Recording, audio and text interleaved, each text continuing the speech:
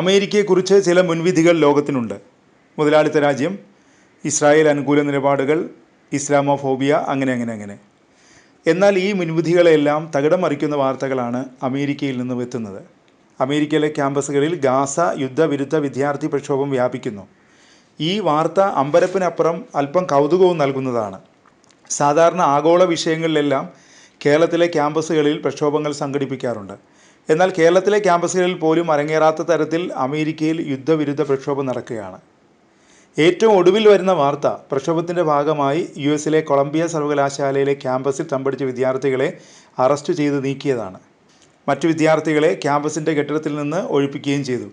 50ഓളം വിദ്യാർത്ഥികളെയാണ് arrest ചെയ്ത് നീക്കിയത്. Israel സൈന്യം കൊലപ്പെടുത്തിയ പലസ്തീൻ ബാലൻ്റെ സ്മരണയിൽ ഹിന്ദ് ഹാൾ എന്നെഴുതിയ ബാനർ സ്ഥാപിച്ചായിരുന്നു വിദ്യാർത്ഥികളുടെ പ്രക്ഷോഭം. ഇസ്രായേൽ ഗസ യുദ്ധം അനന്തമായി നീളുന്നതിനിടെയാണ് അമേരിക്കയിലെ 20ഓളം ക്യാമ്പസുകളിൽ പ്രക്ഷോഭം നടക്കുന്നത്. ഗസയിൽ ഇസ്രായേൽ നടത്തുന്ന സമാനതകളില്ലാത്ത ക്രൂരതയിൽ പ്രതിഷേധിച്ചാണ് വിദ്യാർത്ഥികൾ സമരം ചെയ്യുന്നത്.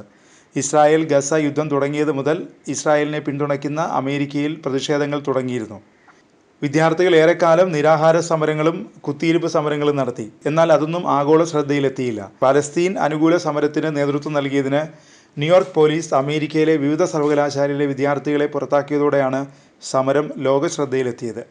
അമേരിക്കയിലെ ക്യാമ്പസുകളിൽ തമ്പുകെട്ടി സമരം നടത്തിയ 900-ലധികം വിദ്യാർത്ഥികളെയാണ് അമേരിക്കൻ പോലീസ് അറസ്റ്റ് ചെയ്ത് ജയിലിലടച്ചത്. ഇതോടെ വിദ്യാർത്ഥി പ്രക്ഷോഭത്തിൻ്റെ തീവ്രത വർദ്ധിച്ചു. വെറും പ്രതിഷേധം മാത്രമല്ല, നിരവധി ആവശ്യങ്ങളും സമരക്കാർ ഉയർത്തുന്നുണ്ട്. അമേരിക്ക യുദ്ധത്തിന് നൽകുന്ന രഹസ്യ പരസ്യ പിന്തുണ അവസാനിപ്പിക്കണമെന്നതാണ് ആവശ്യങ്ങളിലൊന്ന്.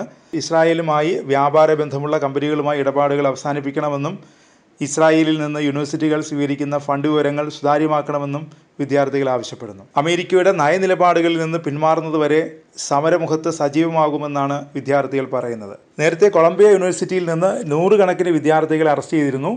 എന്നാൽ അതൊന്നും വിദ്യാർത്ഥികളുടെ സമരവീര്യത്തെ തളർത്തിയില്ല. ബെർലിനിലെ സർവകലാശാലകളിൽ കൂറ്റൻ പ്രതിഷേധ റാലികൾ നടന്നു.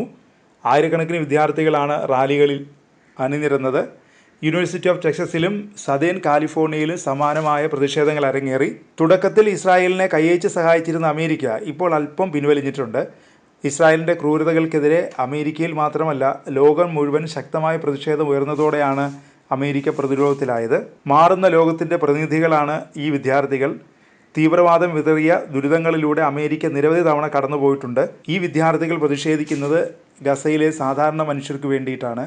യുദ്ധം ജീവനെടുത്ത ബാല്യത്തിൻ്റെ വെളിച്ചം തല്ലിക്കെടുത്തിയ കുഞ്ഞുങ്ങൾക്ക് വേണ്ടിയാണ്. വർഗ വർണ്ണ മത ഭേദങ്ങൾക്കപ്പുറം മാനവികതയെ പുണരുന്ന വിദ്യാർത്ഥികൾ ഭാവിയുടെ പ്രതീക്ഷയാണ്. ഈ കെട്ടകാലത്ത് നന്മയുടെ വെളിച്ചമാണ് ഇവർ ചൊരിയുന്നത്. അതിനെ അവഗണിക്കാൻ, തല്ലിക്കെടുത്താൻ ഒരു ശക്തിക്കും സാധിക്കില്ല.